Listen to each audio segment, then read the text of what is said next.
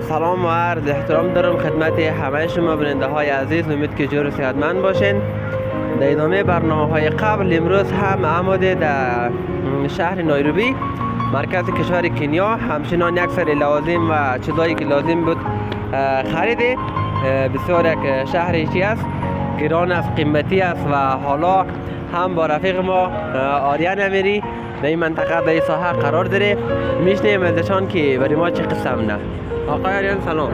سلام، روز بخیر. آقای نوید خوب هستی؟ خدا کنه جور صحتمند باشی. دوستا چیزی که نوید گفته ما آمادیم در فروشگاه تیارم که مرکزی فروشگاهی چی است، همه اجناس داره، بسیار فروشگاه بزرگ است. در مرکز تیارم ما همه چیز لوازم داریم، این از تیارم خرید منیم و نسبتا خیلی قیمت است. چیزی که میبینید چیزی زیادی نیست، اما مبلغشی حدود 8000 شلینگ دوروبر 5000 افغانی شده می اندازه جنس، نزدیک به $100.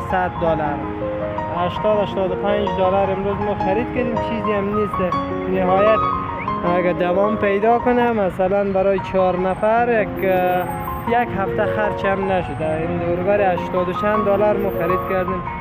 از دوستا خواهش میسته که نایروبی رو انتخاب نکنید، خصوصا کنیا رو برای مهاجرت، چون بسیار کشور قیمتی و فقیر و همچنان کشوری است که همه اجناس گران است.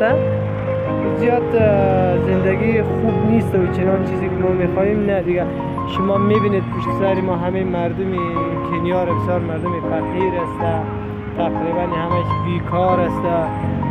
شهر چندان تمیز نظافت هم نداره، هر گرده هر طرف میبینید که همش از گرسنگی دیگه سرچوه خواه دیگه، یک چیزی واضحه همه ما میبینید. درست فرق باشه دیگه. دقیقاً. تشکر آقایان. البته شهری است که چی بگیم دیگه، بدتر از شهر قندهاری از ما، بدتر از کتلنگی از ما را اگه ببینیم نسبت به اینجا شرف داره بسیار. کتلنگی ما شهری آباد شده است، شهری از ارزانی از افغانستان کار است.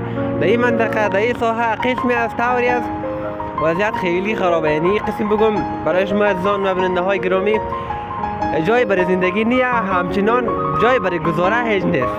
زنده باشین عزیزان، سلامت باشین.